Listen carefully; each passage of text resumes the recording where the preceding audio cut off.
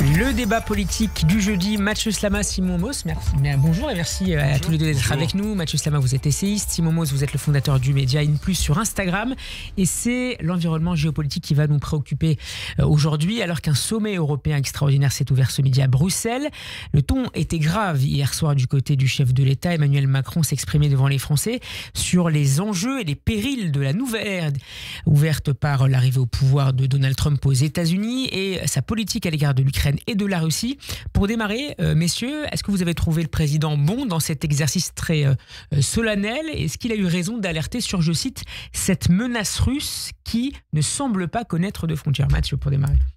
Oui, pour le coup, Emmanuel Macron a eu raison de dire ce qu'il a dit. Il a eu raison de dire que Vladimir Poutine est une menace existentielle, non pas seulement pour l'Ukraine, mais pour l'Europe, pour la France, pour nos valeurs démocratiques, que Vladimir Poutine n'a de cesse depuis des années d'essayer de déstabiliser nos démocraties de l'intérieur, de pousser les partis populistes sur les réseaux sociaux pareil. Donc il a eu totalement raison de rappeler le danger mortel et existentiel que Vladimir Poutine représente pour l'Europe, pour nos démocraties et pour nos valeurs libérales. Maintenant, ce que j'ai moins aimé dans son discours, si j'ai encore une minute, moi j'ai pas aimé le discours nationaliste, militariste, la patrie a besoin de vous, c'est l'âme d'une patrie qui est en jeu, etc. Ça, par contre, en revanche, j'ai trouvé ça d'un autre âge, j'ai trouvé ça déplacé. On ne se bat pas contre Vladimir Poutine pour la patrie, pour notre nation ou quoi que ce soit. On se bat contre Vladimir Poutine pour les valeurs universelles, les valeurs démocratiques.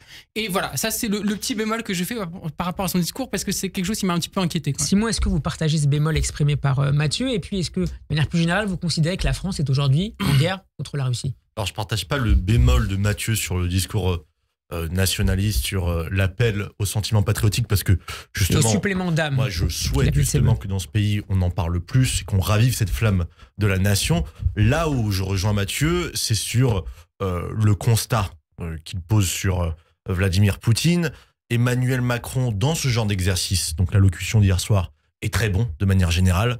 Il a un ton qui est solennel, qui est posé. Le problème, à mon sens, pour moi, le bémol, c'est pas tant le constat qu'il pose, Emmanuel Macron, sur la situation, mais c'est qu'il se pose dans un rôle de commentateur, d'observateur, alors qu'en fait, il est au pouvoir depuis 7 ans et qu'il est responsable de l'orientation politique, économique et diplomatique du pays depuis 7 ans. Et vous considérez qu'il s'est trompé depuis 3 ans, depuis l'invasion de l'Ukraine par la Russie? Il n'a pas eu ni les bons mots, ni les bonnes décisions pour s'opposer à Vladimir Poutine et pour assister l'Ukraine? Pour pouvoir être souverain militairement, pour pouvoir peser, il faut avoir une économie souveraine. Une économie souveraine implique une économie qui n'est pas enlisée dans une dette colossale. Et c'est cette dette-là que Emmanuel Macron a augmentée depuis son arrivée au pouvoir en 2017, alors qu'il avait promis de réduire drastiquement la dette. Et c'est vrai qu'on pourra y revenir après, qu'il y a dans le discours d'Emmanuel Macron une sorte de commentarisme qui est assez exaspérant quand on sait qu'il est aux commandes, en fait. Mathieu, la France n'a pas les moyens, ne met pas sur la table suffisamment de moyens, malgré l'augmentation du budget de la défense depuis le début de son mandat, son premier mandat. Il faut savoir une chose, c'est que la France est un des pays qui a le moins contribué à l'aide pour l'Ukraine depuis le début de la guerre, qu'on est dans le peloton, pas de tête, mais de fin, je ne sais pas si l'expression existe, mais en tout cas voilà, parmi les pays de l'Union européenne. Et quand je parle d'aide, c'est tout, hein, c'est militaire, financier, humanitaire, etc. Donc la France aurait pu faire beaucoup plus qu'elle ne l'a fait. Donc je pense en effet que Emmanuel Macron n'a peut-être pas pris la mesure de la menace, encore une fois, que représente Vladimir Poutine. Et puis il y a une autre inquiétude aussi pour moi, qui est pas seulement une question, qui est pas forcément, pas du tout une question d'aide ou quoi que ce soit, c'est vraiment que, au nom de cet effort de guerre, qu'est-ce qu'on va sacrifier? Et Emmanuel Macron a sous-entendu qu'on pourrait sacrifier l'État social, certains pans de notre État-providence. Alors, sur ce point justement, le Premier ministre François Bayrou s'est exprimé sur ce point justement ce matin sur les moyens. La priorité budgétaire sera donnée à la défense nationale, indique François Bayrou, mais sans rien abandonner du modèle social qui fait partie de l'identité française.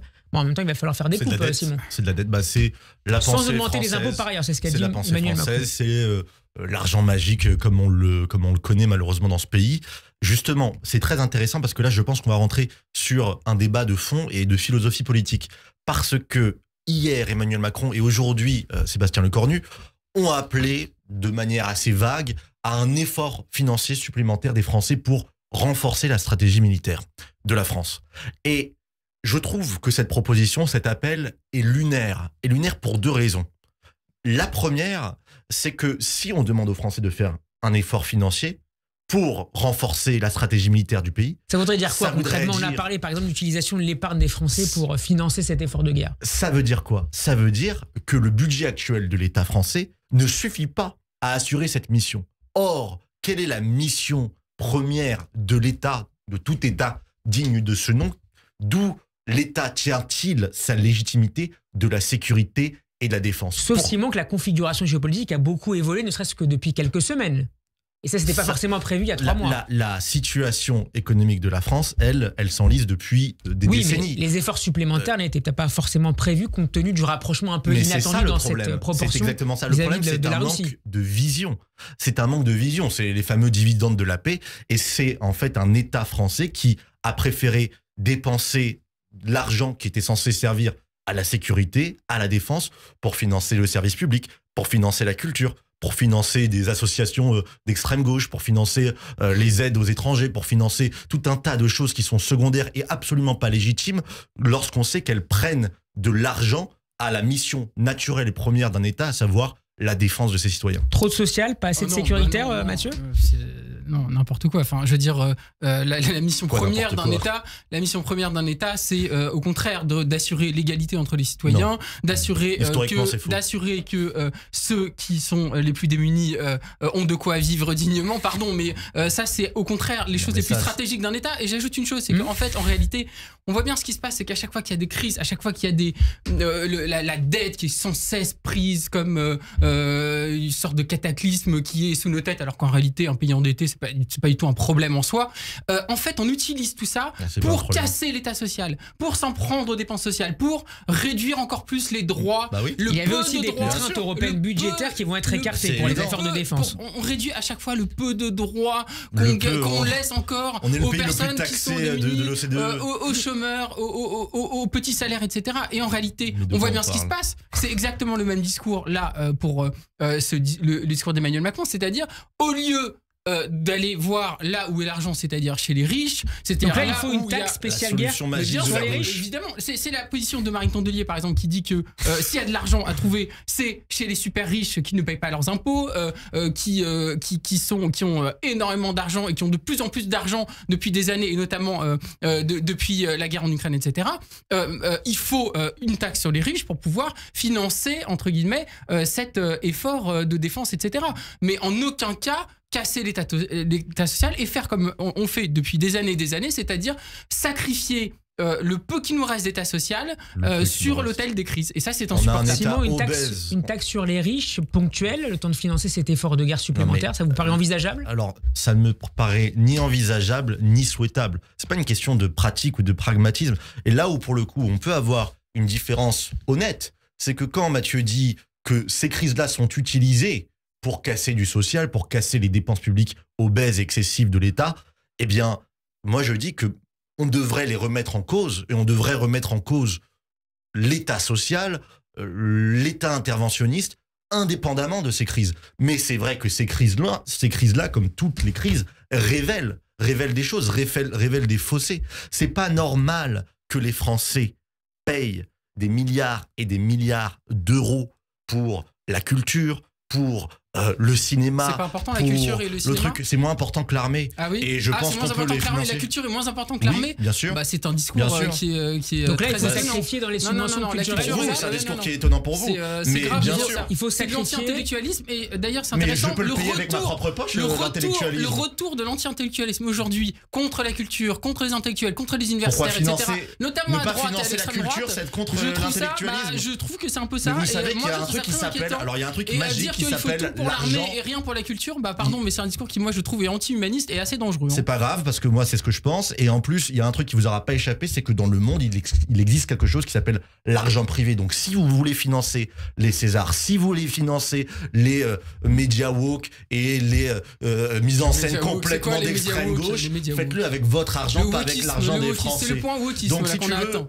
Donc si vous voulez, c'est toujours magique de parler d'argent magique. Autre exemple. Mais oui, la culture, il y a plein d'autres. Le système de retraite qu'il faudrait revoir. Est-ce que vous êtes favorable, autre option sur la table, messieurs, est-ce que vous êtes favorable à l'utilisation des plus de 200 milliards d'avoir gelé par la Russie pour financer cet effort de guerre et ce soutien? Oui, bien sûr. Rapidement, Mathieu, Simon. Oui, si à partir du moment où la Russie est un pays ennemi de la France, il faut savoir s'en prendre à ses ennemis et de manière la plus dissuasive possible. Et surtout que si on doit se préserver, se protéger de la Russie, il est tout à fait normal, naturel et légitime d'utiliser les moyens que la Russie, malgré elle, nous offre pour assurer notre défense. Mathieu, rapidement sur ce point.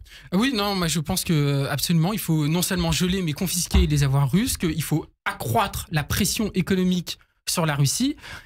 Il faut tout faire. Qui a réussi à contourner les sanctions depuis 3 ans. Oui, voilà, exactement. Mais ça veut dire que les sanctions étaient peut-être pas suffisamment fortes. Et quand je vois, moi, Donald Trump, qui est aujourd'hui l'allié objectif de Vladimir Poutine, très honnêtement, il y a aussi pour l'Europe un enjeu fondamental qui est vraiment et je pense que c'est peut-être ce qui se passe est peut-être une chance historique pour l'Europe d'enfin aller vers une Europe fédérale d'une part, mais surtout de vraiment se constituer comme ensemble indépendant qui ne soit pas, encore une fois, sous la houlette des États-Unis. Alors c'est juste, c'est marrant parce que Mathieu disait tout à l'heure qu'on profite des crises pour remettre en cause le social. Donald Trump qui est soumis à Vladimir Poutine, qui clairement est son allié objectif, c'est aussi pour l'Europe une occasion en or de trouver son indépendance et en tant qu'espace démocratique qui défend les valeurs démocratiques, qui défend les valeurs universelles contre tous les dirigeants autoritaires de ce monde. Voilà. Simon, je cite encore une fois Emmanuel Macron, je veux croire que les États-Unis resteront à nos côtés, mais il nous faut être prêts si tel n'est pas le cas.